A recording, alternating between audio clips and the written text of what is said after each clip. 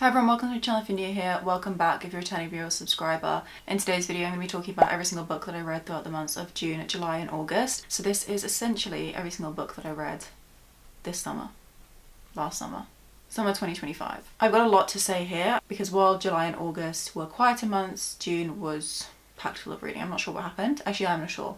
Audiobooks and mystery thrillers. Because that is right, in terms of my June reading, it was very heavily dictated by mystery thrillers, in particular Freida McFadden. In June, early June, I think it might have been even the 1st of June, I met up with Lucy. We finally met in person, which was so wonderful. I had the best time and I'm hoping to see her soon as well. I'm sorry I didn't film anything. I know I got a couple of DMs of people asking if there's gonna be any videos because of that meetup. We just went book shopping, had some lunch, stuff like that, so it was very uneventful in terms of like YouTube content, but maybe in the future that could be something we do. I don't know, I'll speak to her about it and see what she feels about that. But she did get me onto mystery thrillers. I know she's the queen of that and I was like, where do you recommend I start? Because I want to give it a go. I don't read that genre, but it's not because I don't want to, it's because I just don't know where to start. And she listed a few authors, but I kind of ran with Freida McFadden. I said if I was going to go with one of her books, where would I start? And she said The Housemaid. So of course the first book that I finished in the month of June was The Housemaid by Freida McFadden. This experience of reading these books, these mystery thriller books, these Freida McFadden books, has honestly been such a breath of fresh air in my reading, and where I felt quite slumpy, I feel like they saved it. So we're basically following this girl, and the only thing we know about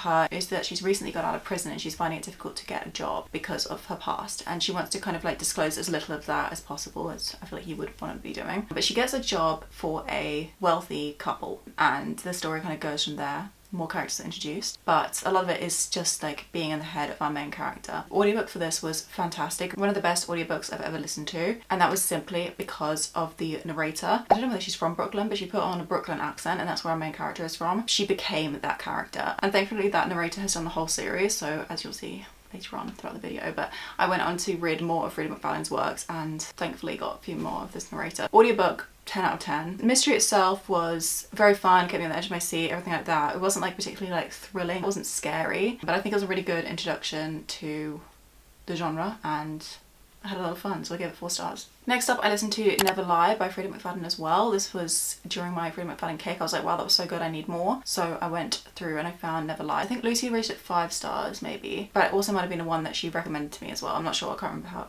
it worked out. But anyway, Never Lie follows this couple who are driving throughout the countryside and they're going to visit a house which is a little bit isolated. They're newly married and the husband is really keen on living out in the sticks, but the wife is not so keen. The story is told through her POV. So they get to this house to do like a tour of it, a house viewing, and the estate agent, the realtor, the woman who's meant to be showing them around the house, is nowhere in sight. Then it starts storming, something like that, and they can't leave this place, so they have to stay there overnight and various spooky things ensue. This is also very fun, was really entertaining as always. Super atmospheric, obviously, that kind of like, it wasn't like a haunted house, but it did have that kind of like spooky vibe. But I did think that the twist was a little bit ridiculous. I can't remember it now because it's so long ago, because it was so long ago, it was in June, but I can't remember whether I guessed the ending or I feel like I guessed part of it or something, but then I just was kind of dissatisfied with the ending because it was like a little bit kind of open-ended, but also was not like, it wasn't satisfying. If you've read the book, you'll know what I mean, but I don't want to spoil things, so I'm not gonna explain further. But this was like fun because it's a Freida McFadden and I was like having a good time with this genre, but I would not give it 5 stars. So that was a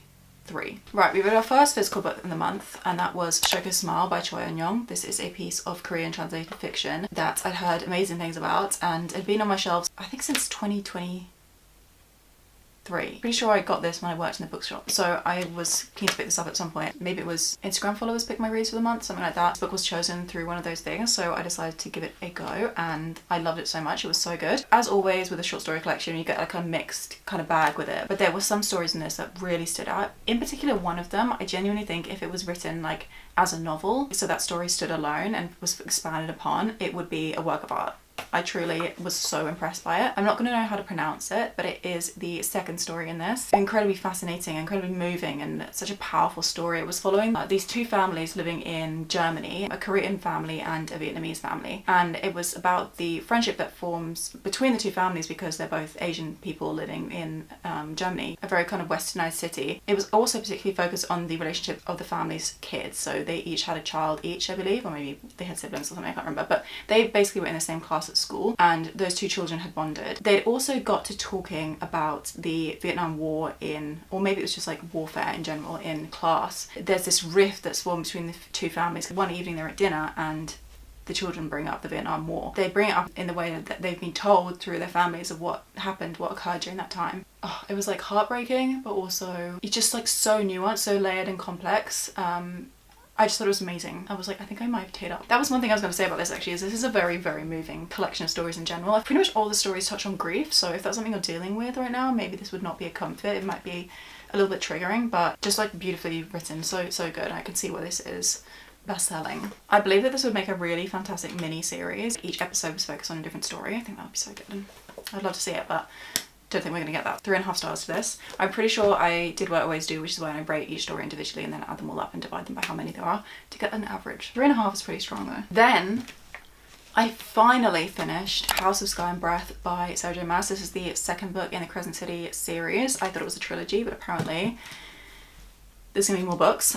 I don't know, I've been reading this book for the longest time. I think it's taken me like a year. It was a year and 6 months or something. I actually have no idea, but the point is, I've been reading this for the longest time. I finally got it done. I feel like the turning point with this book was definitely when I downloaded it on my Kindle, and then it meant that I could be reading it as I was like falling asleep. So I'd get through literally like 1% of this book per night. Yes, it is an 800-page fantasy book, but I also was dragging my feet through it. I just don't have a lot of interest in this series. I like the first book in terms of the first book's plot, but I don't feel particularly attached to the events going on in this. I do like our characters. Compared to Sarah J Maas's other series, Akatar and Throne of Glass, I feel like it doesn't really match up. I did kind of read this as a comfort read, and that's because I love Sarah J Maas's writing, so I found enjoyment in it through that, less so than what was actually going on. But as always, committing to a huge fantasy book, the ending payoff is immense, and I was like really invested from that point. But I mean, 800 pages to get to that point, I'm not sure where we stand there. So this was kind of difficult to rate because in general, you know, if a book took me a year and a half to read,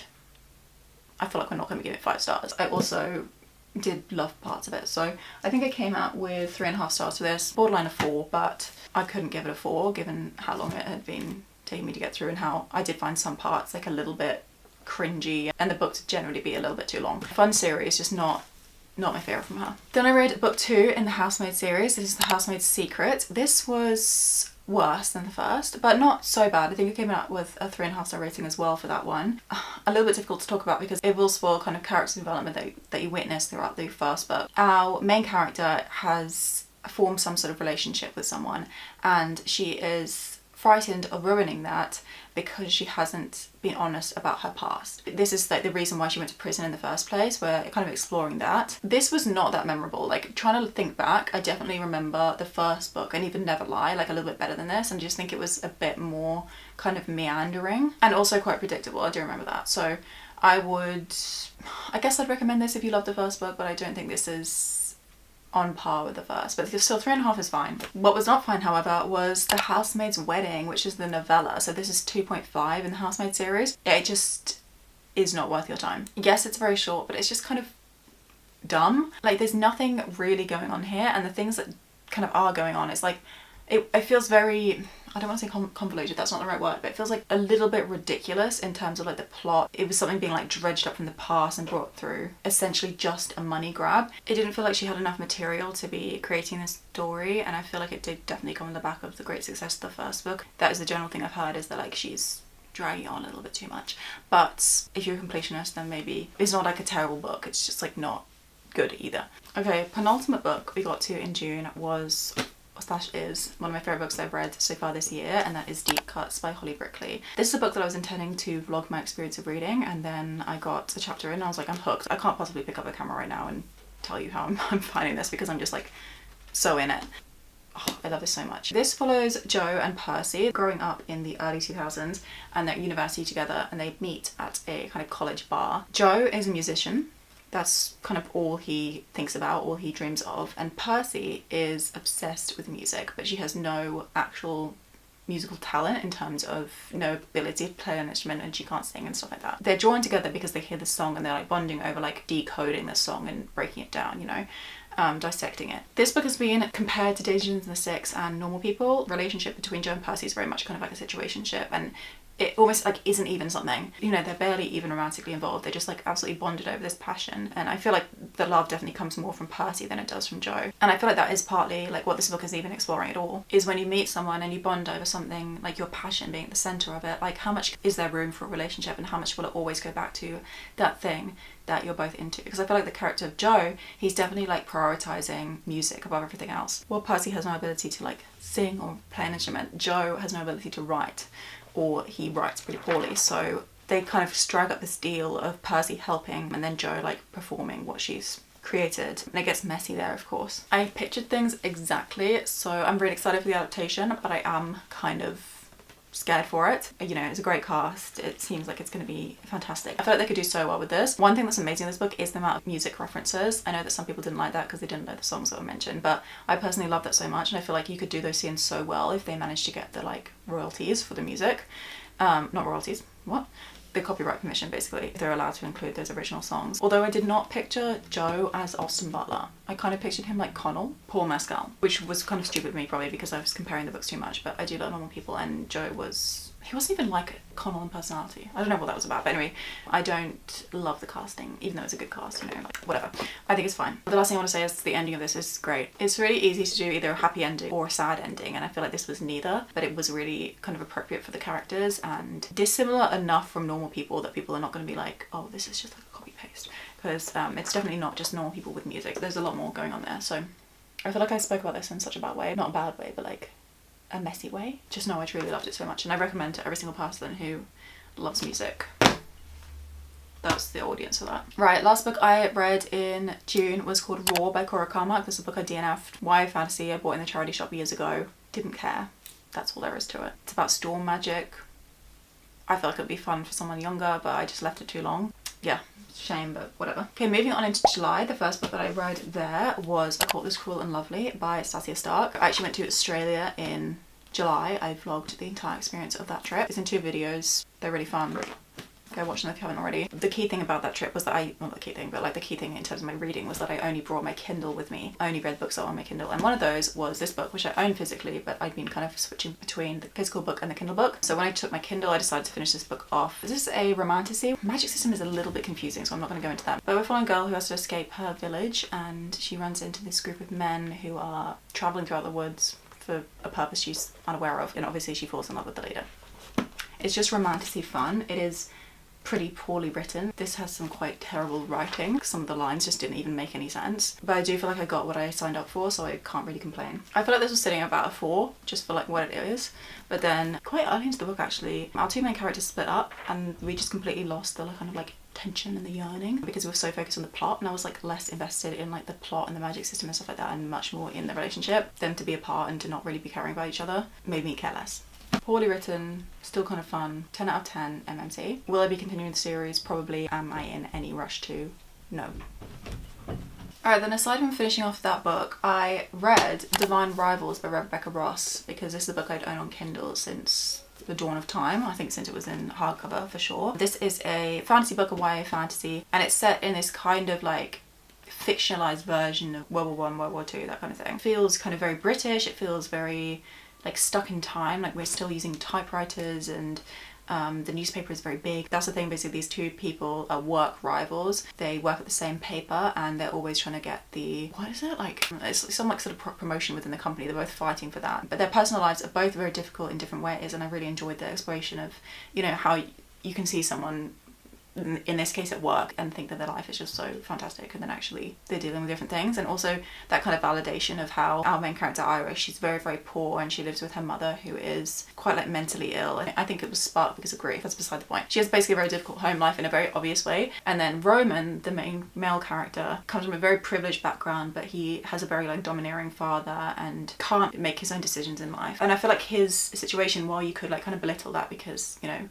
what's that compared to Iris's, is still very valid in this story, so I really enjoyed that. Aside from that, this is just an incredibly romantic story. It's so beautiful. Like, we have a spy scene in this, but it is their wedding night, and it is beautiful. Just like this like soul bond that forms between them because of this like physical act, and the way it's written is still like YA appropriate, but like, oh, it's just so beautiful, stunning. It does go on my list of spy scenes that made me tear up for a good reason. I came up with a 4-star rating for this. I'm not quite sure why it was a 4, maybe because it's a YA. I would like it to be a little bit more elevated, a little bit more depth going on there, but I do think it was, I still think there was a lot of depth. The thing is, I don't think I love the magic system. I don't like the whole plot with the gods, because this war is basically this war between 2 gods. Each god is like recruiting their army to fight against one another, and I don't think that was really explored enough in this. I know that we go into that a lot in the second book, but I think a lot of people's complaints in the second book was that then the romance takes a massive backseat. But to be fair, the ending, I'm not going to tell you what that is, but these people are married, so I feel like the romance can really do a lot more there. There's such a lovely story. It's one that I truly would like happily give to my child. Not my child, but like my teenage kid. I would approve of them reading this, so it's a good sign. That's, you know, it's got some good stuff in it. Is this our final Freida McFadden? It is so far. Ward D. This is following this psychology student, psychiatry student, this nurse. She basically has to do a night shift, as part of her training in a psych ward. We follow her like across this one night. She's like locked in there. There's a lot about this. You do have to kind of suspend your disbelief a little bit. It is quite ridiculous, the things that they get them to do that are just like generally unsafe anyways. A quarter of the way through this book, a fifth of the way through, and I was like, not sure how great this is in terms of, you know, representing what an actual psych would be, and therefore like what the people living there would be like. Maybe a little bit harmful for those people. A tiny bit tone deaf. I feel like Miss McFadden didn't really think that one through. So obviously that kind of knocked things down a little bit. But yeah, it was like set across the night. It was like kind of creepy and mysterious, just in terms of the fact that we never knew what was going on. Fun audiobook. Again, I'm just looking at my notes to see if it's got some positives. Nope. Last note is that I partially guessed the ending. I think this is a bit silly. The twist, like the causing this thing to be happening, not great. I gave it 3.5 because it was fun, but I do question quite a lot about it. I might change that rating. Okay, moving on into August, I read 3 books. First of which was One God on Summer by Carley Fortune. This is kind of, I'd say, the romance of the summer. This was the book that everybody was picking up. Yeah, Lucy gave this one to me for my birthday actually. So this is kind of a companion to It Happened One Summer. What the actual heck? No, it's not. What's that book called? Every Summer After, which is following these 3 characters. This book is set years after that, and we're following this girl who was not in this kind of like friendship family group, but she summered in the same area as them one summer 15 years ago, whatever. She always admired this boy from afar, and his name is Charlie Florrick. People love Charlie. The first book, people hate him. Every Summer After is one of those books I could understand like where the author was coming from, why the characters were justified in what they did, but there is this kind of like moment at the end where this stupid action is made by one of the characters, or a couple of the characters, and it kind of makes people hate the book. Personally, I didn't enjoy reading about that, but I do also think that there was like a reason for it. I didn't hate Charlie going into this book, but I do think that this is great in showing like Charlie's kind of redemption arc, or the kind of possibility of someone making a mistake and then actually feeling bad about it and doing things to make amends a little bit. I think that is kind of like a rare thing to see in 2025. I like that book for that aspect alone. The setting of this is also perfection. It is a lake in Canada. It's just beautiful. It is so atmospheric. You can really picture the scenes, like what people are wearing. It's that kind of like running along the deck in bare feet and jumping off into the lake, and then coming back in for like some really warm, wholesome meal, and then sitting outside and like toasting marshmallows. Like, it's that kind of vibe, and I just think it captures this particular like nostalgic kind of memory of summer that, like, even if you haven't personally experienced it, it feels like it is there in your past. I also love the age of the characters. These guys are in their 30s, which I feel like is kind of rare as well. But yeah, there were just little bits about it I didn't love. I didn't really like the pacing. I felt like that was a little bit off. Parts of it were unrealistic, but again, it's a silly romance book. Like, what are you meant to be thinking? There were things I didn't like. One of the things I didn't like was the way that Charlie was kind of like telling Alice that he was not into her, even though he was. I was just like, I'm over that, mate. This is a romance book, so you're gonna get together. So I didn't think he was justified in that aspect. And I just don't think this is a book I'm gonna be thinking of in the future. All of that combined, 3.5 stars. Really fun, good book. I would recommend it, but I don't think it's anything to like really write home about. Right, then I read Gentle and Lowly, Dane Ortland. I started this in January, but I didn't really mind because it's Christian non-fiction, so I've been kind of reading a chapter here and there. And I kind of sat down and read quite a good chunk of it in August. This is beautiful. This is so beautiful. It basically debunks the lies that we tell ourselves about who God is. If you're a Christian, you kind of see the Holy Trinity as like Jesus being incredibly kind, incredibly loving person who is full of forgiveness and sacrificial love. And then we see God as like the scary like old man who's doing the judgment and sending people to hell and stuff like that. You know, it's just like this kind of debunks those stupid things that your brain automatically makes up. And I don't know why we do it, but we all do it. But yeah, you kind of feel like you won't be forgiven over something. Like you can go to Jesus and he would understand, but if you went to God about it, then he would be a bit more harsh with his criticisms. So yeah, this reads like a love letter. It's basically just saying, like, actually, if you look in the Bible, God is just as loving as Jesus is, because they are one and the same, and God is love, so he just like embodies that so much more fully than anyone who could love us in our lifetime, or any way that we could love another person. I definitely think this is for Christians who've been a part of the faith for a little while and maybe have like strung these narratives that don't really make a lot of sense, that don't have a lot of biblical truth in them, though I don't know where we create this from. I think we always think that we're not going to measure up. This book is like, hang on a second, that's not right, and let me tell you why that's not right. And it's got tons of biblical references, lots of references to older biblical scholars and preachers. This made me cry so many times. And the final page was just I was so overwhelmed. Like I shut the book after reading the final bit and I just like sat there like weeping. And actually my brother came in because he was on FaceTime with my grandparents and they wanted to speak to me, and my eyelashes were wet. But yeah, I highly recommend this if you are a Christian. I also recommend the audiobook. It's narrated by the author, by Dane Ortland. He says it in this way that not like he's reading a book, it's like he's speaking it from his heart, almost like he's preaching. The way he paces the sentences and stuff like that, it's really like impactful, but also just like gentle and beautiful, and it feels like he's looking out for you as a friend. Highly recommend this. This is beautiful. One of my favorite Christian non-fiction books of all time, and I'm sure I will reread this so many times in the future. And then finally, just as my battery is about to die, I read Soday's Fast Company, The World of Flesh in LA by babitz. Very different vibe from the last book there. This is an essay collection. I've been on a kick with these at the moment actually. Yeah, so much fun. I love babitz. This is my second collection from her, and actually came out with a 4-star rating, so quite high for one of these. Again, did that thing where I rated each story individually. One of these stories though, let me see which one it is. Bad Day at Palm Springs. Genuinely the funniest thing I've ever read in my entire life. That was ridiculous. But yeah, this is kind of auto-fiction, so it's babitz doing what she does best, telling you stories about her life. There is a bit of a point, but a lot of it is also just to have fun with these crazy things that she can come up with. And she is a party girl, she is like there for a good time, but she also does deep things a little bit, but does it in this way that's like never heavy. You can read into it a little bit more than what first meets the eye. A great time. I don't think this ever felt really like a 5, just like a really strong 4.5. I read parts of this, like extracts of it, to my family as I was going, because I was just like, this is great. There's also one about baseball, and as a big baseball family, big Mets supporters, that also went down well in my household. Highly recommend. If you haven't read any babitz, then this is actually a good place to start because it's very little. The first book I read from her was I Used to Be Charming, which is quite the book. It's quite thick. It has a long novella in it, so I think you're much better starting here than where I did, but either way, I feel like you either mesh with her writing or you don't, and I think I do. There we have it. How many books was that actually? Let me maybe count them up. 12, 13, 14, but one of those was a DNF. 14 books I read throughout the last 3 months. I'm so excited for autumn reading. I can see my TBR, like stacked it there ready to film a video on it. If you would like to see what that is, stay tuned, subscribe, let's stick around. Give this video a thumbs up if you enjoyed it. Share it with your friends. I don't know. So many books, let me show you them all.